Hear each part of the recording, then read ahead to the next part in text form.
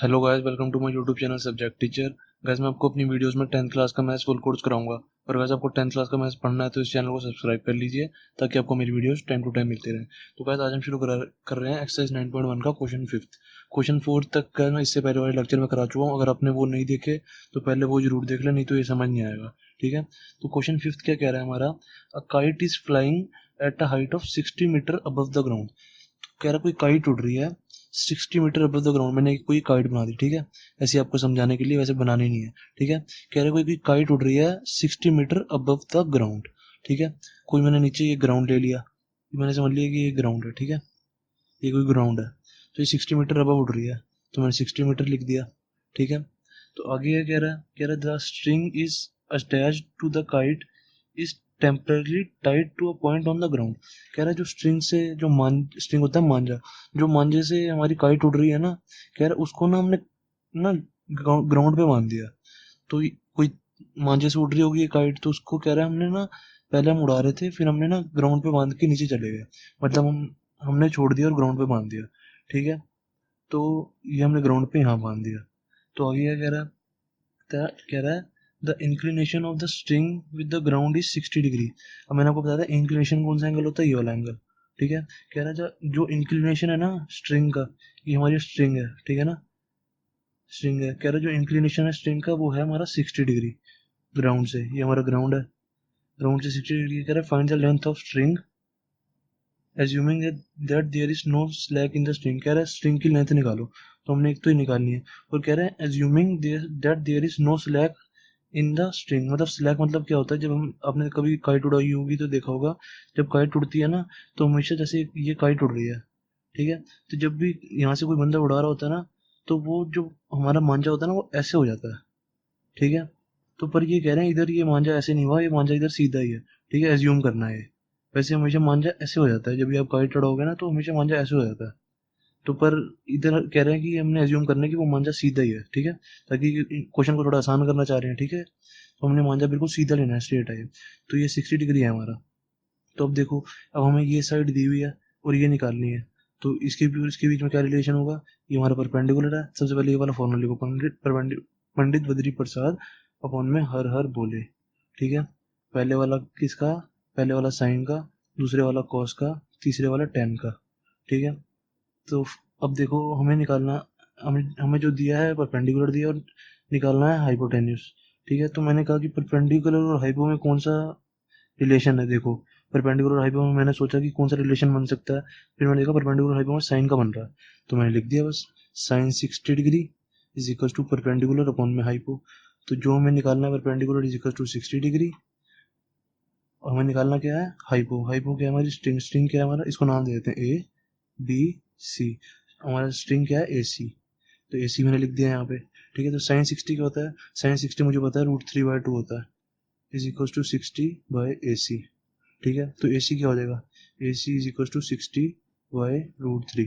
ठीक है, तो मैंने बताया था आपको कि √3 कभी भी रूट वाली टर्म डिनोमिनेटर में नहीं लिखते, तो रैशनलाइज कर देंगे बस, √3/√3। ठीक है, तो ये कितना आ गया, 60√3/√3 इंटू √3 3 होता है, तो ये कट जाएगा 3 20 सा। आंसर कितना आ गया, 20√3। सॉरी, ये ना साइन 60 मैंने बोला तो √3/2 ही था, पर यहाँ मैं लिखना भूल गया √3/2। ठीक है, तो ये √3/2 लिखेंगे यहाँ पे, तो ये काट देता हूँ मैं। तो अब AC की वैल्यू निकाल लूंगा, AC इज इक्वल टू कितना आ गया, AC को इधर ले जाएंगे, क्रॉस मल्टीप्लाई कर देंगे ना, ऐसे और ऐसे क्रॉस मल्टीप्लाई कर देंगे। AC इंटू में √3 इज इक्वल टू 60 इंटू में 2, ये कितना आ गया 120। ठीक है, तो AC कितना हो गया हमारा, AC हो गया 120/√3। ठीक है, √3 डिनोमिनेटर में ले गया ना इसके नीचे, तो अब ये कितना हो गया, नीचे रूट है तो मैं रूट से रैशनलाइज कर दूंगा। ठीक है, तो कितना आ गया 120√3 डिवाइड बाई √3 इंटू √3 3। ठीक है, तो ये कितना आ गया 340 सा, तो आंसर कितना आ गया 40√3। ठीक है, तो हमारा क्वेश्चन फिफ्थ तो हो गया खत्म। ठीक है, अब गाइस देखते हैं क्वेश्चन सिक्स्थ। क्वेश्चन सिक्स्थ क्या कह रहा है हमारा, कह रहा है कोई 1.5 मीटर टॉल बॉय है, is standing at some distance. तो कह रहा है कि हमारा कोई 1.5 मीटर टॉल बॉय है, तो मैंने 1.5 मीटर का टॉल कोई बॉय बना दिया। ठीक है, ये समझ लो कोई बॉय है। ठीक है, इसको मैंने दे दिया 1.5 मीटर, कह रहा कोई 1.5 मीटर टॉल बॉय है is standing at some distance from a 30 metre tall building. कह रहा कोई 30 मीटर टॉल बिल्डिंग है, उससे कुछ डिस्टेंस पे खड़ा हुआ है, ठीक है। तो ये मैंने कुछ डिस्टेंस बना दिया, ये बिल्डिंग है हमारी, ठीक है, बिल्डिंग, ये हमारी बिल्डिंग है। तो अब आगे क्या कह रहा है, 30 मीटर टॉल बिल्डिंग दी हुई है, ठीक है ना, 30 मीटर है। तो आगे क्या कह रहा है कि the angle of elevation from his eyes to the top of the building. अब ये कह रहा है कि जो एंगल ऑफ एलिवेशन है ना, एंगल ऑफ एलिवेशन जब ये कह रहा है कि ये अपनी आंखों से इस बिल्डिंग की टॉप पे देख रहा है, तो कह रहा है कि जब ये टॉप पे देख रहा है ना, तो सबसे पहले तो ये एंगल 30 डिग्री हो रहा है, ठीक है, जब यहाँ से देख रहा है वो, ठीक है। कह रहा है जब वो थोड़ी आगे चले जाता है ना, जब वो थोड़ी आगे मूव करता है, तो वो कह रहा है कि फिर 60 डिग्री हो जाता है एंगल, जब वो ऊपर देखता है, ठीक है। देखो लिखा हुआ है, the inclination of sorry the angle of elevation from his eyes to the top of the building increases from 30 degree to 60 degree when he walks towards the building. जब वो बिल्डिंग की तरफ जाता है तो एंगल 30 डिग्री से 60 degree हो जाता है, ठीक है। यहाँ तक समझ आ गया। Find the distance he walk towards the building. अब ये यहाँ से लेके यहाँ तक बढ़ा है ना, तो हमें बस ये निकालने के लिए कह रहे हैं, ठीक है। हमें एक्स, मैंने इसको एक्स मान लिया तो एक्स निकालना है। अब ये सारे पॉइंट्स को मैं सबसे पहले नाम दे देता हूँ, A B C D E, इसको एफ दे देता हूँ, ठीक है। अब देखो, अब गाइस आपको पता होगा, मेरे को जब भी ट्रायंगल में एक चीज़ दी होती है, जैसे देखो अभी इधर ऊपर वाले क्वेश्चन में देखो, जो मैंने आपको क्वेश्चन फिफ्थ कराया था, इसमें देखो, इसमें हमें ये दिया हुआ था कि एक साइड दी हुई है और स्ट्रिंग की लेंथ निकालनी थी ए सी, ठीक है। तो हमें ट्रायंगल में एक साइड जब दी होती है तो हम दूसरी साइड निकाल लेते हैं। हमने स्ट्रिंग की लेंथ निकाल ली थी, देखो 40√3 आई थी, ठीक है। तो अब ऐसे ही सारे ट्रायंगल्स में है, जब भी हमें एक साइड दी हो और एक एंगल दिया हो ना, तो हम कुछ भी निकाल लेते हैं, कोई भी साइड निकाल लेंगे। अब देखो हमें यहाँ पे एक साइड दी हुई थी और एक एंगल दिया होता, तो हमने ये निकाल लिया ना, एसी की लेंथ, स्ट्रिंग की लेंथ निकाल ली थी। अब ऐसे ही हर ट्रायंगल में यही होगा हमारा, ठीक है। ये याद रखना है, जब हमें एक साइड दी हो और एक एंगल दिया हो, तो हम ट्रायंगल की कोई भी साइड निकाल लेंगे, ठीक है। अब ये वाली निकाल ली थी, ऐसे हम ये वाली भी निकाल सकते हैं, कोई दिक्कत नहीं है, ठीक है। अब देखो कि अब देखो, अब हमें, मैंने मान लिया कि मुझे अगर एसी मिल जाए, किसी तरह एसी मिल जाए, ठीक है, ए और सी ये है ना, एसी मिल जाए अगर मुझे किसी तरह, तो मैं इस वाले ट्रायंगल में देखो ए बी सी बड़े वाले ट्रायंगल में देखो, अगर मुझे ए सी की लेंथ पता लग जाए, तो मैं बी सी की लेंथ नहीं निकाल लूंगा, बी सी की लेंथ निकल जाएगी, क्योंकि मेरा ये वाला एंगल 30 डिग्री दिया हुआ है। अब ये बीच वाली लाइन को भूल जाओ, ठीक है ना, बड़ा वाला ट्रायंगल लिया है इस बीच में, इमेजिन करो, ठीक है, कि हमें एक एंगल दिया हुआ है और हमें ए सी की मान लो कि लेंथ दी हुई है ए सी की, ठीक है। तो हमारा बी सी आ जाएगा, ठीक है। अब ऐसे ही छोटे वाला ट्रायंगल लो, छोटे वाला ट्रायंगल, मान लो कि हमें ए सी की लेंथ दी हुई है, तो हमारा ये आ जाएगा एफ सी, एफ सी को यहाँ वाई ले लेता हूँ, ठीक है मैं, तो हमारा एफ सी आ जाएगा, एक ए सी अगर हमें लेंथ दी हो तो। तो अब देखो, अगर हमें हमारा बी सी, पहले में बी सी आ गया था, फिर हमारा ये आ गया एफ सी, तो जब मैं बी सी में से एफ सी अगर माइनस कर दूंगा, देखो जैसे ये कोई लाइन है ए सी और इसके बीच में बी है, अगर मुझे ए सी दिया हुआ है 10, ठीक है, और बी सी दिया हुआ है 5, ठीक है, बी सी 5 दिया हुआ है यहाँ से लेके यहाँ तक, और ए सी 10 दिया हुआ है, तो ए सी में से अगर मैं बी सी माइनस कर दूँ, इतने बड़े में से मैं अगर इतना माइनस कर दूँ, तो ए बी नहीं आ जाएगा, ए बी आ जाएगा मेरा, ये वाला पार्ट आ जाएगा। बड़े में से छोटा माइनस कर दिया, ये पूरी लाइन में से मैंने इतना वाला माइनस कर दिया, तो ये बच गया ये भी। ऐसे ही इसमें से मैं वाई माइनस कर दूंगा तो एक्स आ जाएगा। अब देखो क्वेश्चन कैसे करूंगा मैं। अब सबसे पहले मैंने कहा कि मुझे ए सी अगर मैं मान लो कि मुझे दिया हो, ठीक है, अब ए सी मुझे दिया है, देखो क्वेश्चन में मैं बताता हूँ कैसे। देखो मुझे 1.5 मीटर टॉल बॉय दिया, अब वो आगे मूव कर रहा है ऐसे, तो उसकी हाइट सारी जगह सेम ही होगी ना, कि हाइट थोड़ा छोटी हो जाएगी, तो ये भी चीज़ 1.5 मीटर ही होगी। सी डी वी ई की वैल्यू हमारी 1.5 मीटर है, उसकी बॉय की हाइट, तो यहाँ जब आगे बढ़ता रहेगा तो बॉय की हाइट यहाँ भी तो फिर सेम ही रहेगी, क्योंकि स्ट्रेट लाइन जा रही है, 1.5 मीटर यहाँ भी है। अब ये पूरा ए डी हमारे को बिल्डिंग की हाइट 30 दी हुई थी, बिल्डिंग हाइट 30 मीटर दी हुई थी। अब 30 में से मैं बॉय की हाइट माइनस कर दूंगा, तो ये ए सी नहीं आ जाएगा हमारा। बस यही करना था मुझे। अब देखो, ए डी हमारे को दिया हुआ है 30 मीटर, ठीक है, और डी सी दिया हुआ है 1.5 मीटर। मैं आपको ये सिखाता हूँ कि मैं कैसे क्वेश्चन करता हूँ, ठीक है। पहले मैं मन में ही सोच लेता हूँ कि ऐसे होगा तो ये क्वेश्चन ऐसे हो जाएगा, मन में ही सोचना पड़ता है, फिर सोल्यूशन करना पड़ता है, ठीक है। D C is equal to 1.5 metre. अब ए सी कितना हो जाएगा, A C is equal to 30 minus 1.5 ये 30 है पूरा, AD बिल्डिंग की हाइट तो AD है ना, तो AD में से मैं बॉय की हाइट माइनस कर दूंगा तो AC आ जाएगा मेरा। AC आ गया मेरा 30 माइनस 1.5 इज इक्वल टू 28.5। तो AC कितना आ गया 28.5 मीटर। ठीक है, AC आ गया मेरा। अब मेरा AC आ गया तो मैं निकाल लूंगा। अब सबसे पहले लूंगा इन ट्रायंगल ABC। ठीक है, ABC बड़ा वाला ट्रायंगल लिया मैंने। तो बड़े वाले, अब ये वाली लाइन, ये वाली जो बीच में लाइन जा रही है ना, इसको भूल जाओ। ठीक है, अब बस ABC बड़े वाले ट्रायंगल को देखो। तो अब मेरा कोई एंगल दिया हुआ है 30 डिग्री। ठीक है, तो अब मुझे निकालना है ये पूरा, ये पूरी लेंथ निकालनी है। ठीक है, BC निकालनी है, BC।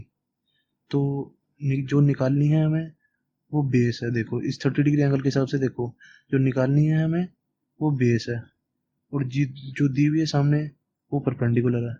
तो परपेंडिकुलर और बेस में कौन सा फॉर्मूला यूज होता है? देखो परपेंडिकुलर और बेस, परपेंडिकुलर और बेस में कौन सा फॉर्मूला यूज हो रहा है? टेन थीटा का। देखो परपेंडिकुलर और बेस, तो परपेंडिकुलर मैं लिख लूंगा tan theta is equal to perpendicular upon में बेस। परपेंडिकुलर क्या है हमारी 30, सॉरी 30 कह रहा हूँ, AC क्या है हमारी 28.5, 28.5 अपॉन में बेस कितना है हमारा? बेस हमारा ये पूरा है, बेस BC, तो BC मुझे निकालना है। ठीक है, इतना हो गया मेरा। अब देखो टेन थीटा क्या है 30 डिग्री, क्योंकि हमने बड़ा वाला ट्रायंगल लिया और बीच वाली लाइन को हम भूल गए। तो 60 डिग्री तो हम लेंगे नहीं, ये तो लाइन हमारी कुछ है ही नहीं, समझ लो अभी है ही नहीं। ठीक है, हमने सिर्फ बड़ा वाला ट्रायंगल लिया है, तो साइन टेन 30 डिग्री हो जाएगा ये। Tan 30 degree is equal to perpendicular 28.5 upon में BC। तो टेन 30 क्या होता है? टेन 30 मुझे पता है 1/√3 होता है। ठीक है, इज इक्वल टू 28.5 BC। ठीक है, BC की जगह मैं x प्लस वाई लिख लेता हूँ। ठीक है, क्योंकि देखो ये BC है पूरा, तो BC की जगह में ये चीज x है और ये चीज y है, तो BC की जगह x प्लस वाई लिख देता हूँ, कोई दिक्कत नहीं है। ठीक है, BC देखो मैंने इतने वाले पार्ट को x लिया ना, और इतने पार्ट को y लिया, FC को y लिया, तो x प्लस वाई नहीं लिख सकता मैं BC को? बिल्कुल लिख सकता हूँ। ठीक है, तो अब देखो x प्लस वाई को ऊपर ले गया मैं, अब ऐसे क्रॉस मल्टीप्लाई कर दूंगा, x प्लस वाई को ऊपर ले गया, x plus y is equal to 28.5 √3 को इस साइड ले गया, 28.5 √3। ठीक है, तो हमारा अब x प्लस वाई आ गया। ठीक है, x प्लस वाई आ गया हमारा 28.5 √3। अब देखो अभी छोटे वाला ट्रायंगल लूंगा मैं, in triangle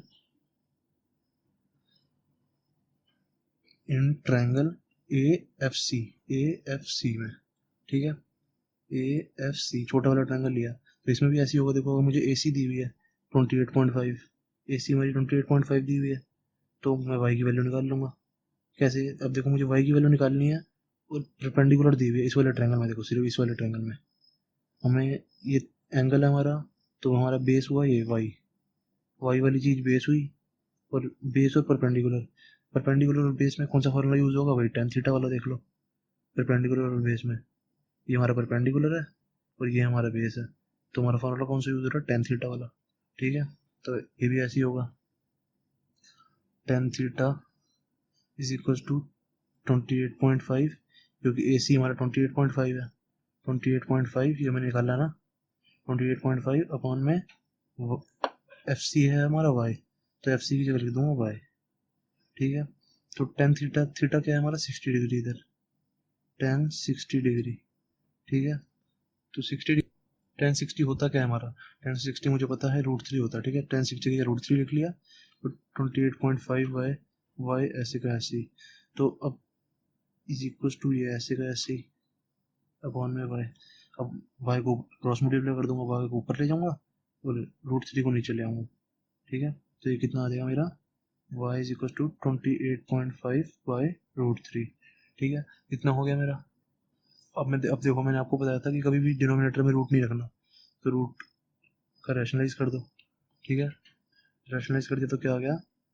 28.5 √3 divide by √3 into √3 3।